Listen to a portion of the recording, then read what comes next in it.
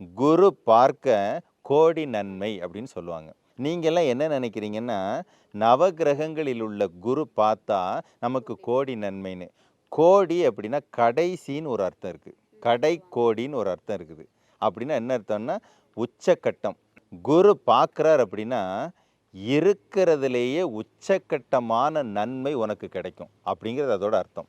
இப்போ இந்த குரு பார்க்குறார் அப்படின்னா அதுக்கு என்ன அர்த்தமாக இருக்க முடியும்? எல்லாத்துலேயுமே சித்தர் உலகம் சொன்ன அந்த மறைபொருளை யோசிக்கணும். ஏன் சித்தர் மார்க்கம்தான் உலகில் சிறந்ததுன்னு நான் சொல்கிறேன் அப்படின்னா, முட்டாள்தனமாக சொல்லலை. குரு பார்க்குறார் அப்படின்னா என்ன அர்த்தம்னு முதல்ல தெரிஞ்சுக்கோங்க. இவரை தலைமை சுரப்பின்னு சொல்லுவாங்க. மாஸ்டர், இந்த உடம்போட மாஸ்டர்.